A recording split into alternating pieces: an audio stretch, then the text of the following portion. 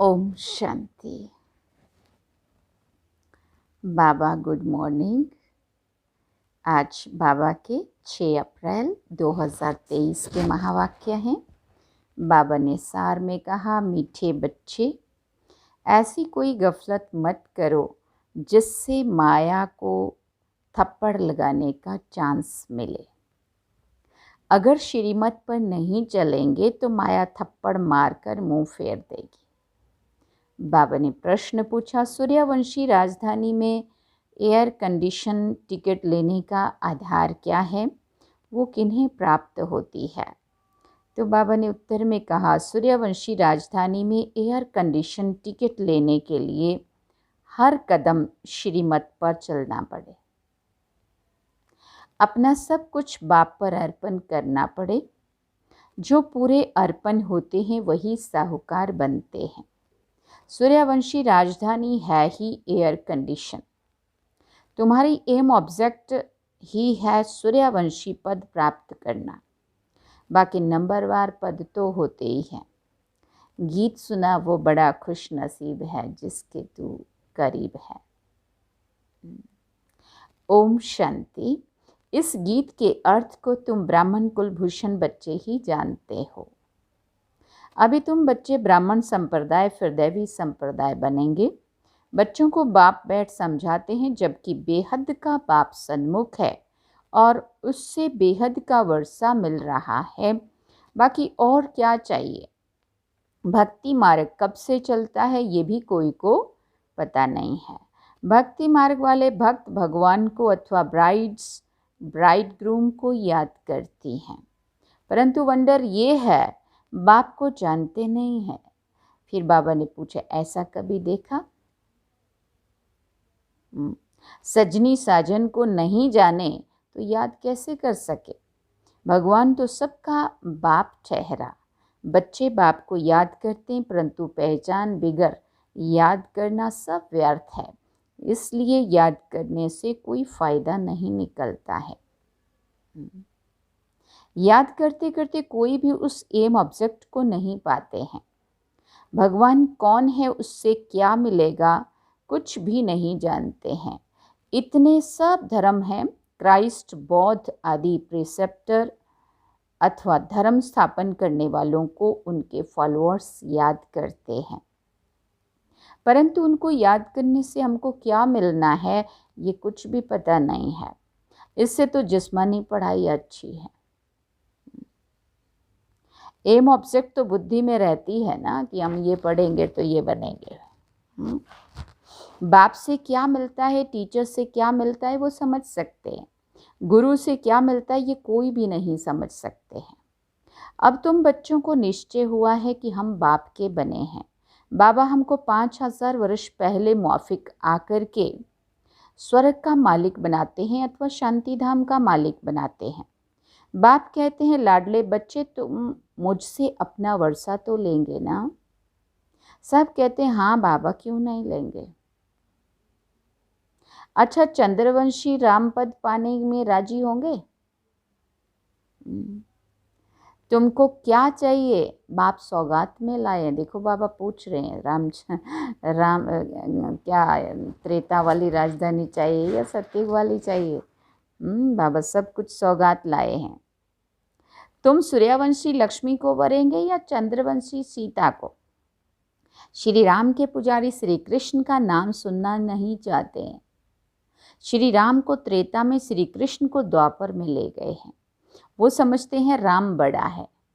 ये उन्हों का आपस में झगड़ा हो जाता है, जैसे छोटे बच्चों का झगड़ा होता है ना। अब श्री कृष्ण 16 कला संपूर्ण और श्री राम 14 कला संपूर्ण। लेकिन लोग क्या समझते, श्री कृष्ण द्वापर में 8 कलाएं, तो वो समझते श्री कृष्ण छोटा है और राम बड़ा है। परंतु बाबा कहते, तुम तो जानते हो next to God Shri Krishna, परमात्मा के बाद 16 कला संपूर्ण आत्मा श्री कृष्ण की है। बाप बैठ समझाते हूबहू जैसे कल्प पहले समझाया था फिर से समझा रहे हैं। तुम फिर से आकर वर्षा ले रहे हो। तुम्हारी एम ऑब्जेक्ट है ही बेहद का वर्षा लेने की। वो है सूर्यवंशी राज्य पद। सेकंड ग्रेड है चंद्रवंशी। जैसे एयर कंडीशन से ऊंच तो कुछ होता नहीं है। Air condition first class second class होता है ना, तो सतयुग की पूरी राजधानी एयर कंडीशन समझो, फिर है फर्स्ट क्लास। तो बाप कहते हैं तुम एयर कंडीशन का सूर्यवंशी राज्य लेंगे, व चंद्रवंशी फर्स्ट क्लास का, उससे भी कम तो फिर सेकंड क्लास में नंबरवार वारिस बनो, फिर तुम पीछे पीछे आकर राज्य करेंगे। नहीं तो थर्ड क्लास प्रजा, फिर उनमें भी टिकट रिजर्व होती है, वहाँ भी कितनी भीड़ होती है। First class reserve, second class reserve, नंबरवार दर्जे तो होते हैं ना। सुख तो वहाँ है ही, बाकी कंपार्टमेंट तो अलग अलग हैं। साहूकार आदमी टिकट लेंगे एयर कंडीशन की। तुम्हारे में साहूकार कौन बनते हैं? फिर बाबा पूछ रहे हैं। जो सब कुछ बाप को दे देते हैं, बाबा ये सब कुछ आपका है। भारत में ही महिमा गाई हुई है, सौदागर, रत्नागर, जादूगर, ये महिमा है बाप की, ना कि श्री कृष्ण की। श्री कृष्ण ने तो वर्षा लिया, सतयुग में प्रालब्ध पाई, वो भी बाप का बना, प्रालब्ध कहीं से तो पाई होगी ना। लक्ष्मी नारायण सतयुग में प्रालब्ध भोगते हैं। अब तुम बच्चे अच्छी रीति जानते हो, ज़रूर उन्होंने पास्ट में प्रालब्ध बनाई होगी ना। भारत की महिमा बहुत है। भारत जितना ऊंच देश और कोई हो नहीं सकता। भारत ही परमपिता परमात्मा का बर्थ प्लेस है। ये राज कोई की बुद्धि में नहीं बैठता है। परमात्मा ही सभी को सुख शांति देते हैं। आधा कल्प के लिए भारत नंबर 1 तीर्थ है, परंतु गीता में नाम डाल दिया है श्री कृष्ण का, इसलिए इसका मर्तबा कम हो गया है।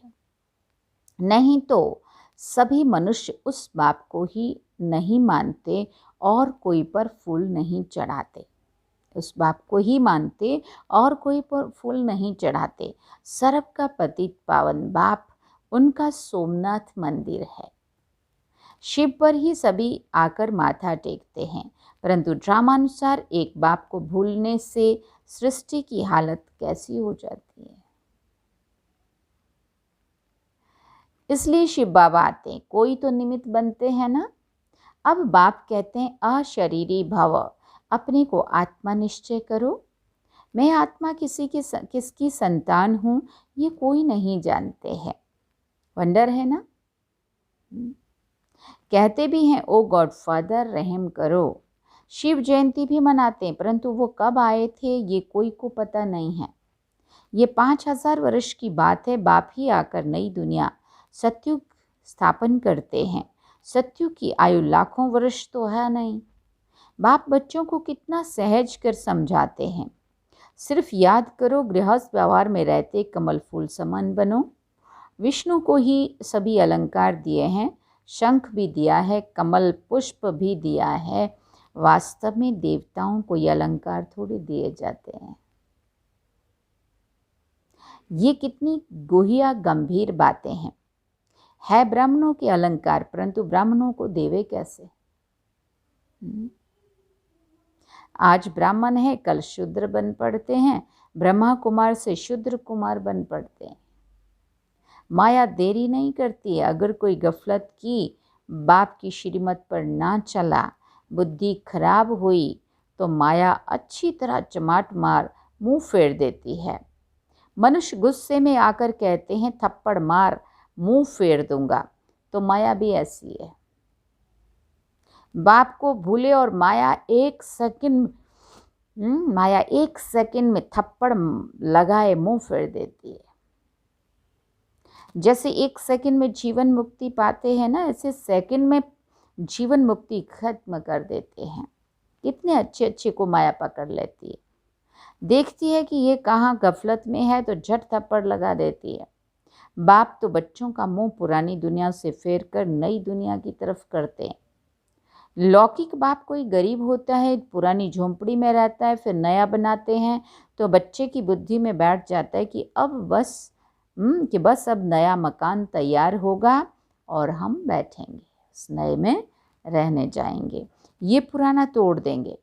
तुम्हारे लिए भी अब बाप ने हथेली पर बहिष्ठ लाया है व वैकुंठ लाया है। कहते हैं लाडले बच्चे आत्माओं से बात करते हैं। इन आंखों द्वारा तुम बच्चों को भी देख रहे हैं। कश्मीर में ब्राह्मण लोग बहुत होते हैं, श्राद्ध आदि भी वहाँ खिलाते हैं। ब्राह्मण में आत्मा को बुलाते हैं, ये भी साक्षात्कार का राज रखा हुआ है। ऐसे नहीं कि आत्मा कोई से निकल कर आती है, अपने बड़ों की आत्मा को बुलाते हैं। उनके लिए सभी कुछ तैयार रखते हैं। समझते हैं फलाने की आत्मा आएगी, फिर उनसे पूछा भी जाता है। आगे आत्मा बोलती थी, फिर उनसे पूछा जाता है क्या पूछते हैं, आप राजी खुशी हैं? वो सुनाती है या आपकी कुछ इच्छा तो नहीं है, आपको कुछ चाहिए तो नहीं, वो सब कुछ बताते हैं उनको जो भी बोलना हो। तो बाबा कहते कभी कभी बताते भी हैं, मैंने फलाने घर में जन्म लिया है। ये सब साक्षात्कार की रीति ड्रामा में बनी हुई है जो रिपीट होती है। बाकी आत्मा कोई आती नहीं है। आगे टेबल में भी बुलाते थे, बाबा को सभी अनुभव है। अब टेबल में तो आत्मा आ ना सके, जिसने जो कुछ किया वो ड्रामा में था सो हुआ। ड्रामा को कितना अच्छी रीति पकड़ना पड़ता है। भोग लगाया जाता है, आत्मा को बुलाया जाता है, ये सभी ड्रामा में नूंद है। इसमें संशय की कोई बात नहीं। नए आदमी ना समझने के कारण मूंझते हैं। बाप जादूगर भी है, समझाते भी हैं। मैं ड्रामा के वश में हूँ, ऐसे नहीं ड्रामा के बिगड़ कुछ कर सकता हूँ। नहीं, बच्चे बीमार पड़ते हैं, ऐसे नहीं मैं ठीक कर दूंगा, ऑपरेशन कराने से छुड़ा दूंगा। नहीं, कर्म भोग तो सभी को भोगना ही है। तुम्हारे ऊपर तो बहुत बोझ है, क्योंकि तुम सभी से पुराने हो। सतो प्रधान से एकदम तमो प्रधान बने हो। अब तुम बच्चों को बाप मिला है तो बाप से वर्षा लेना चाहिए। तुम जानते हो कल्प कल्प हम ड्रामानुसार बाप से वर्षा लेते हैं। जो सूर्यवंशी चंद्रवंशी घराने के होंगे वो अवश्य आएंगे। जो देवी देवता थे फिर शूद्र बन गए, फिर वही ब्राह्मण बन दैवी संप्रदाय बनेंगे। ये बातें बाप बिगड़ कोई समझा ना सके। बाप को बच्चे कितने मीठे लगते हैं ना। कहते हैं तुम वही कल्प पहले वाले मेरे बच्चे हो। कितना प्यार करता है बाबा। कहते हैं तुम वही कल्प पहले वाले मेरे बच्चे हो, मैं कल्प कल्प आकर तुमको पढ़ाता हूँ। कितनी वंडरफुल बातें हैं ना। कि निराकार भगवान वाच शरीर से वाच करेंगे ना, शरीर अलग हो जाता है तो आत्मा वाच कर ना सके, आत्मा डिटैच हो जाती है। अब बाप कहते हैं अशरीरी भव। ऐसे नहीं कि प्राणायाम आदि चढ़ाना है, नहीं, समझना है मैं आत्मा अविनाशी हूँ। मेरी आत्मा में 84 जन्मों का पार्ट भरा हुआ है। बाप खुद कहते हैं मेरी आत्मा भी जो एक्ट करती है वो पार्ट सारा भरा हुआ है। भक्ति मार्ग में भी वही पार्ट चलता है। कोई ने शराब पिया ही नहीं है तो टेस्ट का पता कैसे चल सकता है। ज्ञान से ही सद्गति होती है। बाप कहते हैं मैं सर्व का सद्गति दाता हूँ। सर्वोदय लीडर्स हैं ना, कितने किस्म किस्म के हैं। वास्तव में तो सर्व पर दया करने वाला बाप है ना, सर्वोदय। सभी कहते हैं हे भगवान रहम करो, तो सभी पर रहम वो करते हैं। बाकी सब है खुद के रहम करने वाले। बाप तो सारी दुनिया को सतो प्रधान बनाते हैं, उसमें तत्व भी आ जाते हैं। ये काम एक परमात्मा का ही है, तो सर्वोदय का अर्थ कितना बड़ा है। एकदम सर्व पर दया कर लेते हैं। स्वर्ग की स्थापना में कोई भी दुखी नहीं होता है। वहाँ नंबर 1 फर्नीचर वैभव आदि मिलते हैं। दुख देने वाले जानवर मक्खी मच्छर आदि कोई नहीं होता है। यहाँ भी बड़े आदमी के घर में कितनी सफाई होती है।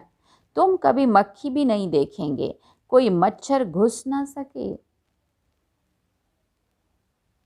स्वर्ग में कोई की ताकत नहीं जो ऐसे गंध करने वाली कोई चीज़ हो। नहीं, नेचुरल फूलों आदि की खुशबू रहती है। तुमको सूक्ष्म वतन में शिव बाबा सूबी रस भी पिलाते हैं। अब सूक्ष्म वतन में तो कुछ है नहीं, ये सभी साक्षात्कार है। वैकुंठ में कितने अच्छे फल बगीचे आदि होते हैं, सूक्ष्म वतन में थोड़ी बगीचा रखा है। ये है सभी साक्षात्कार। यहाँ बैठे हुए तुम सभी साक्षात्कार करते हो। गीत भी बड़ा फर्स्ट क्लास है। तुम जानते हो हमको बाप मिला है और क्या चाहिए।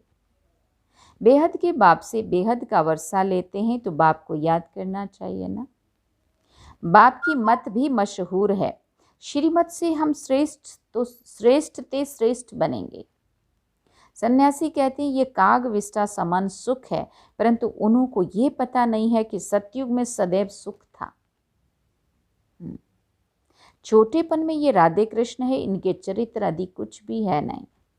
स्वर्ग के बच्चे होते ही अच्छे हैं, भले करके मुरली में से डांस आदि करते होंगे, बाकी ज्ञान नहीं सुनाते हैं। श्री कृष्ण को मुरली दी है, तब भला सरस्वती कहाँ गई। सरस्वती को तो सितार देते तो बड़ी वो ठहरी ना, उन्होंने मुरली सुनाई और उन्होंने कितनी बड़ी गिटार बजाई। तो ये सब है भक्ति मार्ग, गुड़ियों का खेल। देवी देवताओं की मूर्ति बनाकर पूजा आदि करके और फिर डुबो देते हैं। इस पर तुम्हारा एक गीत भी बना है, इसको कहा जाता है ब्लाइंड फेथ। अच्छा, मीठे मीठे सिकिल दे बच्चों प्रति माता पिता बाप दादा का याद प्यार और गुड मॉर्निंग। रूहानी बाप की रूहानी बच्चों को नमस्ते। हम रूहानी बच्चों की रूहानी माता पिता बाप दादा को दिलवा जान सिकवा प्रेम से याद प्यार, गुड मॉर्निंग, नमस्ते, थैंक यू बाबा, शुक्रिया बाबा। अवधारणा के लिए मुख्य सार है। पहला पॉइंट, हर एक इस ड्रामा के वश है। इस ड्रामा की किसी भी सीन को देखते संशय नहीं उठाना है। हर एक के राज को अच्छी तरह समझकर ड्रामा के हर राज को अच्छी तरह समझकर अडोल रहना है। दूसरी बात, अपने को अविनाशी आत्मा समझकर इस शरीर से डिटैच हो अशरीरी बनने का अभ्यास करना है। वरदान में बाबा ने कहा, करावन हार की स्मृति द्वारा बड़े से बड़े कार्य को सहज करने वाले निमित्त करणहार भव। बाप दादा स्थापना का बड़े से बड़ा कार्य स्वयं करावन हार बन निमित्त करणहार बच्चों द्वारा करा रहे हैं। करण करावन हार इस शब्द में बाप और बच्चे दोनों कंबाइंड है। करने वाले और कराने वाला सब मिक्स है, कंबाइंड है। इस शब्द में बाप और बच्चे दोनों कंबाइंड है। हाथ बच्चों का और काम बाप का। हाथ बच्चों का और काम बाप का। हाथ बढ़ाने का गोल्डन चांस बच्चों को ही मिला है, लेकिन अनुभव यही करते हैं कि कराने वाला करा रहा है, निमित्त बनाए चला रहा है। हर कर्म में करावन हार के रूप में साथी है। स्लोगन में बाबा ने कहा, ज्ञानी तो आत्मा वो है जो अर्जी डालने के बजाय सदा राजी रहे। ज्ञानी तो आत्मा वो है जो अर्जी डालने की बजाय सदा राजी रहे। अच्छा, ओम शांति। सार में बाबा ने कहा, मीठे बच्चे, ऐसी कोई गफलत मत करो जिससे माया को थप्पड़ लगाने का चांस मिले। अगर श्रीमत पर नहीं चलेंगे तो माया थप्पड़ मारकर मुंह फेर देगी। और गीत सुना, वो बड़ा खुश नसीब है जिसके तू करीब है। उसे और चाहिए क्या, जिसके तू नसीब है। अच्छा, ओम शांति। अब हम बाबा को याद करेंगे।